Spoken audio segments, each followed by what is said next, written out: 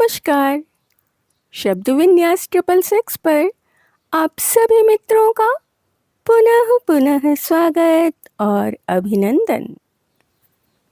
कहानियों की इस श्रृंखला में आज हम सुनने जा रहे हैं शिवानी जी की कहानी सौत। कहानी काफ़ी रोचक तो है ही, इसके साथ ही ग्रामीण और शहरी परिवेश की विडंबना पर भी एक प्रहार सा करती है। अब हम चलते हैं कहानी की तरफ, तो सुनना प्रारंभ करें। मुझे जब उस बार एक मीटिंग में भाग लेने बम्बई जाना पड़ा, तब मेरे सम्मुख मुख्य समस्या आई थी आवास की। कहाँ रहूंगी वहाँ? तभी अचानक याद आया कि नीरा भी तो वही रहती थी। नीरा मेरे दूर संपर्क की चचेरी ननद थी। पहले उसे यूं अचानक अपने आगमन की सूचना देने में संकोच भी हुआ था। जनसंकुल बम्बई का जीवन कितना कठिन है एवं वहाँ के संकुचित सीमित आवास में आतिथ्य निभाने में मेजबान के प्राण कैसे कंठगत हो जाते हैं, यह सब जानकर भी मुझे नीरा को लिखना ही पड़ा था, क्योंकि किसी होटल में रहने का साहस अंत तक मैं संजो नहीं पाई। नीरा का फ्लैट छोटा होने पर भी बड़ा सुंदर था। 32-32 फ्लैटों के गुलदस्ते रात को दूर से देखने पर किसी बंदरगाह पर खड़े सुंदर जहाजों से ही लगते थे।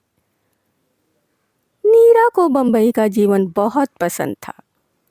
3 वर्षों के बंबई प्रवास ने उसका कायाकल्प कर दिया था। वैसे भी वह पिथौरागढ़ के उस अनजाने ग्राम से बंबई आई थी, जहां उसके विवाह तक कुमाऊं मोटर यूनियन की बस भी नहीं पहुंच पाई थी। उन दिनों मोटर रोड का निर्माण कार्य चल ही रहा था। मुझे आज भी याद है, लग्न का समय बीता जा रहा था और उसकी बारात नहीं पहुंची थी।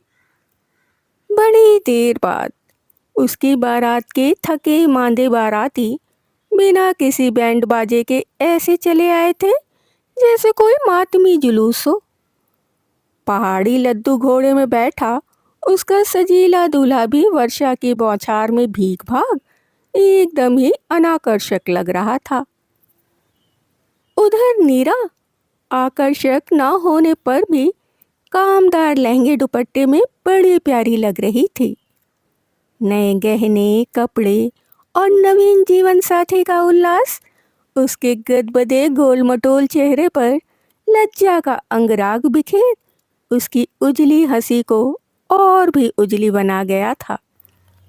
किंतु आज की नीरा की न तो वेशभूषा में न वाणी में वह पहाड़ी ढीलम ढाल लटका था, न आतिथ्य में। उसके मुंह से मैंने बोला, तुमको होना क्या आदि विभिन्न प्रदेशी उच्चारण सुन मैंने उसे टोका भी था। यह कैसे बोलने लगी हो नीरा?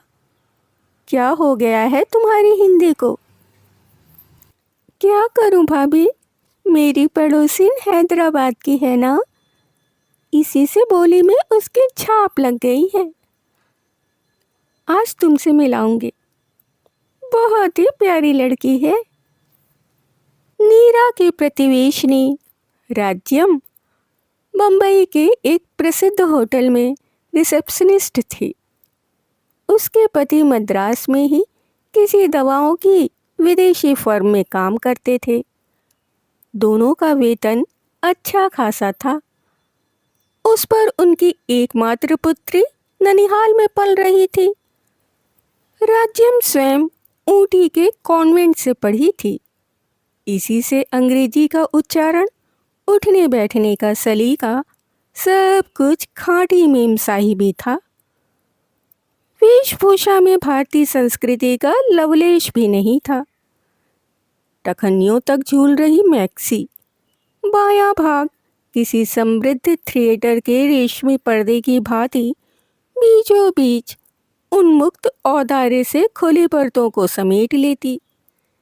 किंतु उस कौशल में भी उसकी सधी पूर्वाभ्यास में की गई उदासीनता मैंने कनखियों में ही पकड़ ली थी।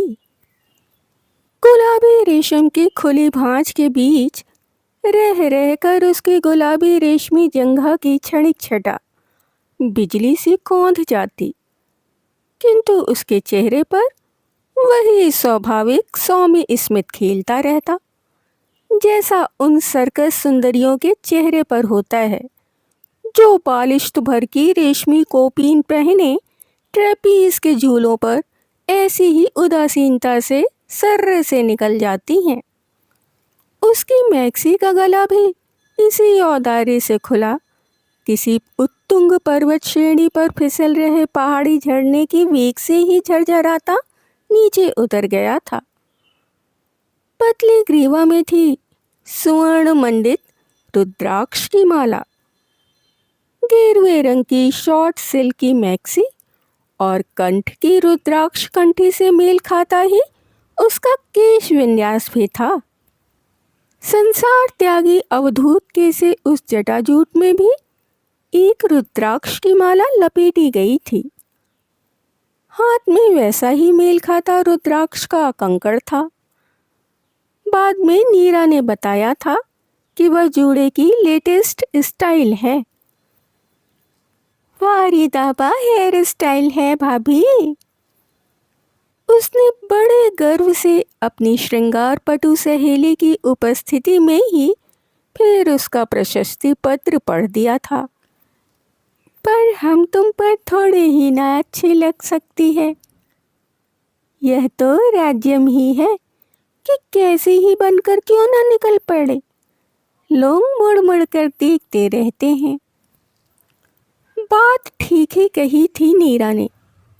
लड़की वास्तव में व्यक्तित्व संपन्ना थी। कुर्गी थी, इसी से रंग था एकदम चिट्टा सुर्ख। उस पर कुछ ब्लश ऑन की महिमा थी, कुछ प्लग कलर्ड लिपस्टिक की। उसे देखकर मुझे वाजिद अली शाह की जोगिया बेगम सिकंदर महल का स्मरण हो आया। वयस होगी कोई 23-24 के लगभग, किंतु व्यवहार अल्लड़ षोडशी का था। होटल की रिसेप्शनिस्ट थी, इसी से लच्छेदार बातें बनाने में पारंगत थी। मेरा परिचय पाते ही वह मेरे पास अपना मोढ़ा खिसका लाई। So you are a writer, how very very interesting. क्या लिखते हैं आप, उपन्यास, कहानी या नाटक? जी मैं आया कह दूं, तुम्हें देखकर तो अभी एक नाटक ही लिखने को मन कर रहा है।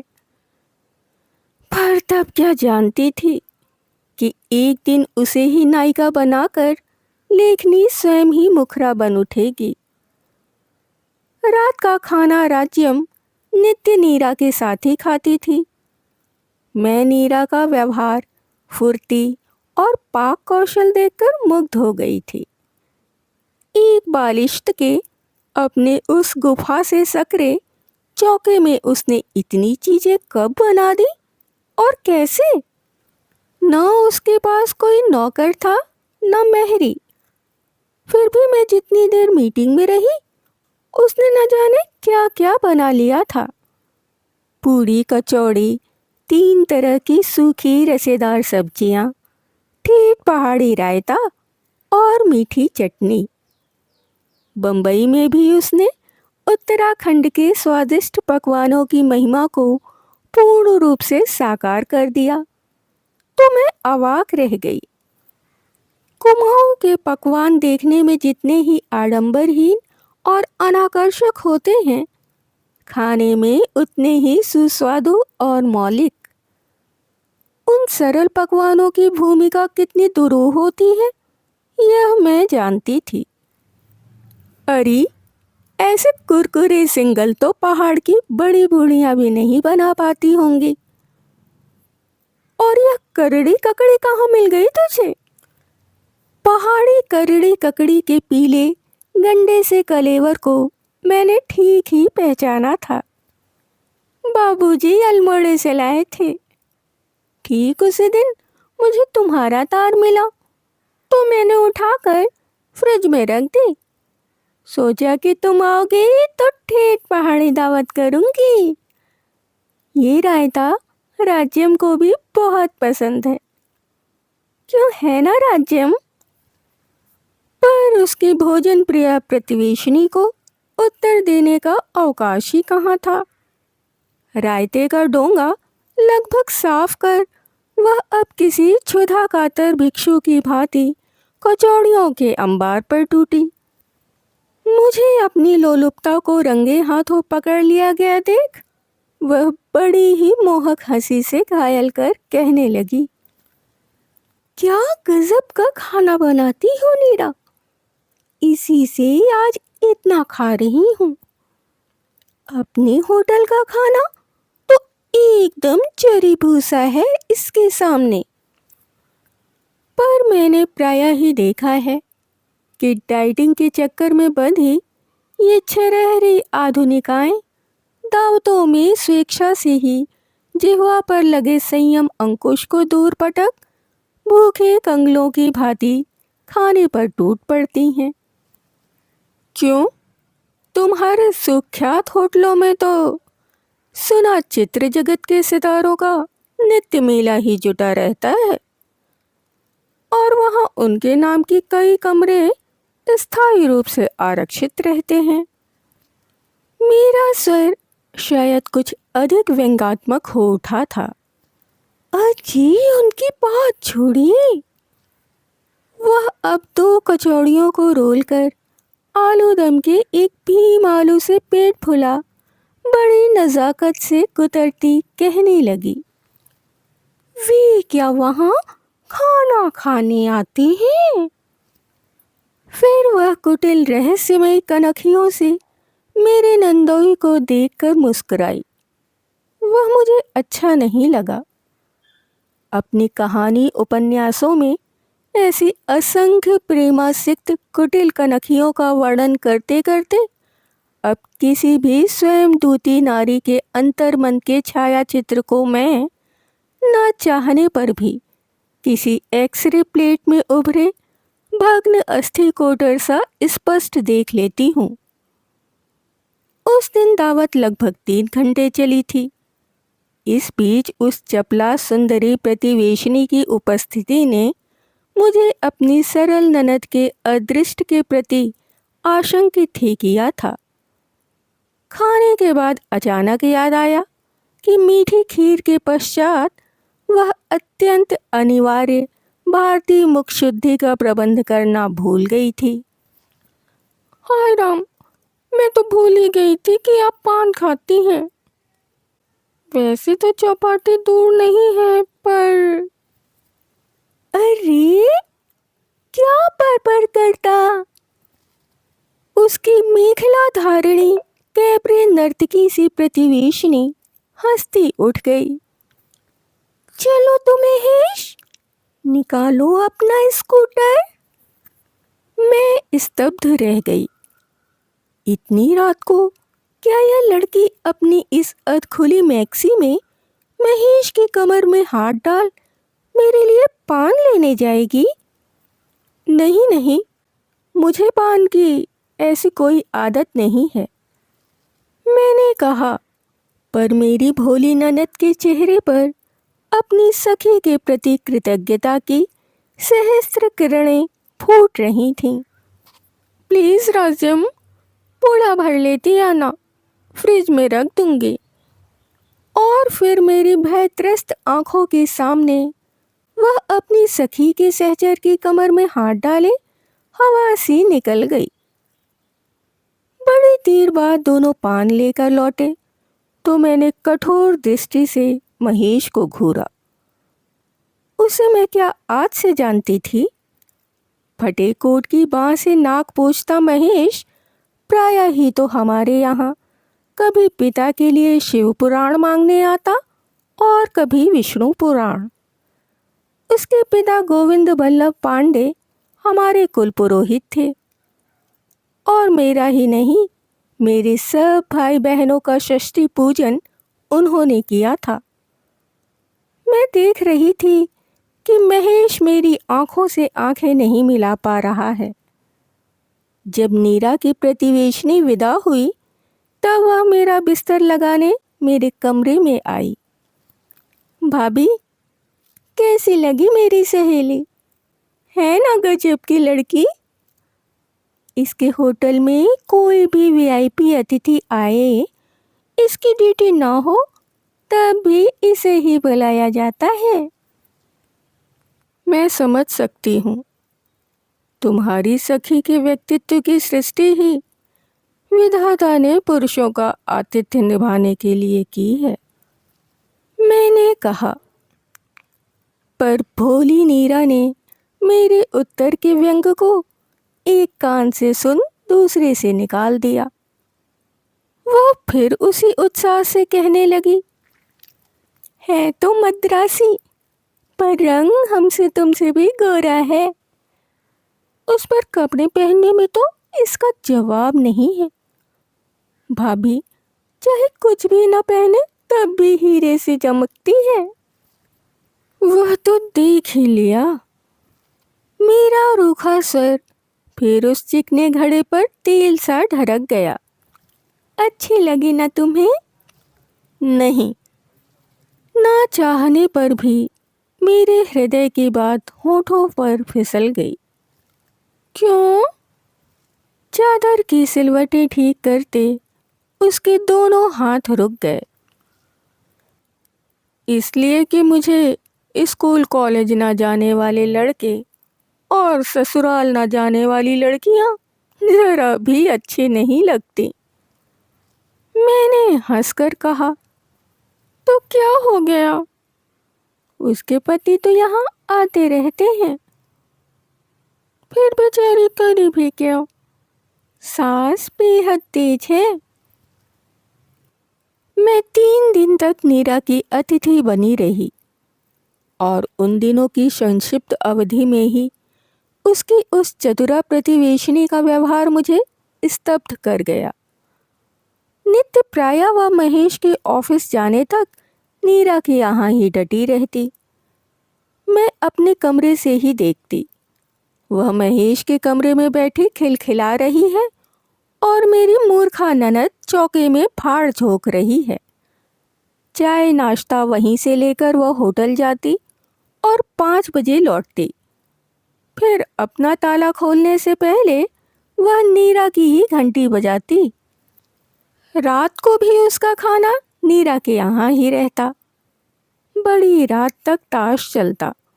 गिलासों की खनक से ही मैं जान जाती कि ताशों के जोर जोर से पटके जाने और असंस्कारी कहकहों के बीच किसी गहरे जलपान का बहुत बड़ा योगदान है। स्कूटर के घर घर सुन मैंने खिड़की से झांका था। महाराज पृथ्वीराज की मुद्रा में महेश पीठ पीछे लिपटी संयुक्ता को लेकर शायद मेरे लिए ही पान लेने जा रहा था। जी में आया उसी क्षण अपनी उस संसारिक बुद्धिहीना ननद को कमरे में बुलाकर झापड़ कस दूं। पर 3 दिन के लिए जिस स्नेही ननद के गृह में अतिथि बनकर आई थी, उसके निर्मल चित्त में संदेह का व्यर्थ बीजारोपण कर मुझे मिलता भी क्या? हो सकता था वह संदेह मेरी आवश्यकता से अधिक संस्कारग्रस्त देहाती चित्त की कल्पना मात्र हो। क्या पता आधुनिक पतिव्रता की मान्यताएं अब हमारी मान्यताओं से भिन्न हो। वह पति को ऐसी स्वतंत्रता स्वेच्छा से ही दे देती हूँ। फिर भी चलते चलते मैंने उसे सावधान कर ही दिया था। देखो नीरा, तुम बहुत भोली हो।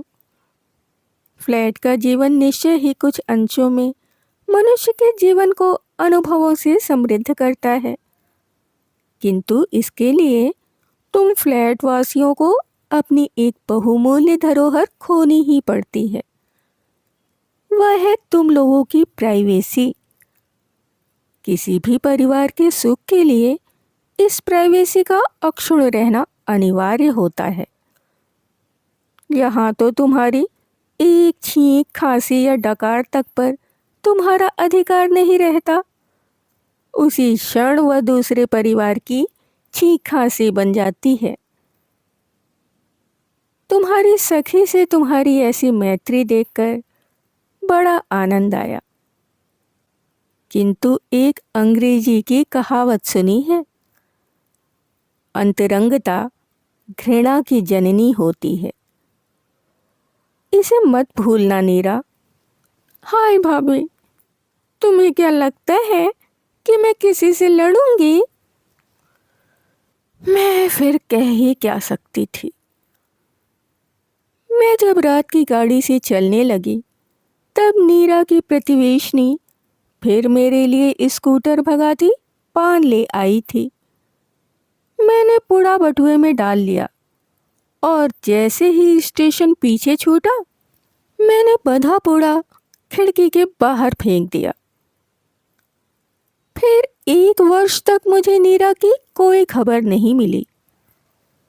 पिछली बार एक शादी में पहाड़ गई तब उसकी माँ मिल गई। कभी उनकी गाय घोड़ी बनना के बिना कोई भी विवाह उत्सव संपन्न नहीं होता था। उस दिन एक निर्जन कोने में ऐसी बैठी थी कि पहले मैं उन्हें देख भी नहीं पाई। नन्हे से घूंघट की यवनिका में उनका उतरा कुम्हलाया चेहरा देख मैं स्तब्ध रह गई। क्या हो गया था मेरी इस आनंदी सास को? अभी 2 वर्ष पूर्व नीरा के भाई की शादी में उन्होंने मेरे ससुर के सूट बूट में लैस हो कभी गोरे साहब और कभी पहाड़ की सरल ब्राह्मणी का अपूर्व अभिनय कर हमें हंसा हंसा कर मार दिया था। किसी अनुभवी मेट्रोब्यूलिस्ट की गुड़िया की भांति वह कभी मोटी मर्दानी आवाज में गोरे साहब का प्रणय निवेदन करती, फिर तत्काल कंठ का पैतरा बदल जनानी कांपती आवाज में थरथरा कर गाती, हाथ जोड़ूं गोरा जी मैं तो बीबी बामड़ी। मैंने उन्हें देखते ही हंसकर ढोलक उनकी ओर लटका दी।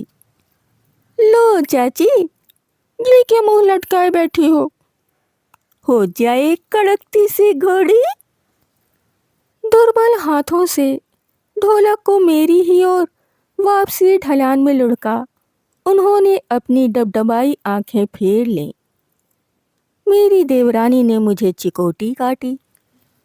क्या कर रही हो दीदी? आज पहली बार तो औरतों में आकर बैठी हैं, नहीं तो अम्मा जी ने तो पलंग ही पकड़ ली थी। क्यों? मैंने फुसफुसा कर पूछा। सुना नहीं तुमने? अभागा महेश नाक कटाकर अपनी पड़ोसिन के साथ नौकरी छोड़ छाड़ मद्रास भाग गया है। नीरा का तार पाकर बाबूजी उसे यहाँ लिवा लाए। पर लाने से क्या होता है, दिन रात कमरे में गुमसुम पड़ी रहती है। कई डॉक्टरों को दिखा चुके हैं, कहते हैं दिमाग का मर्ज है। किसी दिमाग के डॉक्टर को दिखाइए। हृदय पर कोई भारी आघात लगा है। इससे बड़ा आघात किसी भी नारी को और लग भी क्या सकता था। मैं उस आनंद उत्सव के बीच सिर लटकाए बैठी चाची के उस वेदना विधुर चेहरे की ओर दूसरी बार आंख उठाकर नहीं देख पाई। चलने लगी तो देवरानी चांदी की तश्तरी में पान ले आई। लो भाभी, मैं तो भूल ही गई थी कि तुम पान खाती हो। ठीक 1 वर्ष पहले यही शब्द नीरा ने भी कहे थे। नहीं, मैं अब पान नहीं खाती, कहकर मैंने तश्तरी खिसका दी और उठ गई। वैसे तो नीरा की सौत मेरे लिए पान लेने ना जाती तब भी होनी होकर ही रहती, पर मुझे बार बार यही लगता है कि वह पृथ्वीराज संयुक्ता की जोड़ी यदि आधी आधी रात को मेरे लिए पान लेने ना जाती तो शायद नीरा का उतना बड़ा सर्वनाश भी नहीं होता। अभी आप सुन रहे थे शिवानी जी की कहानी सौत। कहानी आपको कैसी लगी? अपने विचार कहानी के बारे में हमारे साथ अवश्य ही साझा करें। यदि कहानी आपको पसंद आई हो तो आप इसे लाइक कर सकते हैं, मित्रों और परिवारजनों में शेयर भी कर सकते हैं। जो भी सदस्य पहली बार चैनल पर आए हैं वो हमारे साथ आगे भी बने रहने के लिए चैनल को सब्सक्राइब कर लें और बेल आइकन को दबाना बिल्कुल भी ना भूलें। कहानियों और उनके प्रस्तुतिकरण से संबंधित यदि कोई विचार, सुझाव, आलोचना या फरमाइश आपके पास हो तो उसे कमेंट्स के जरिए हम तक आने दें। इसके अतिरिक्त अपने पसंद की कोई कहानी, उपन्यास या अपने पसंदीदा किसी लेखक की कोई रचना यदि आप हमारे द्वारा इस मंच के द्वारा सुनना चाहते हैं तो उसके लिए भी आप हमें कमेंट्स में लिख सकते हैं। अभी के लिए विदा। शुक्रिया।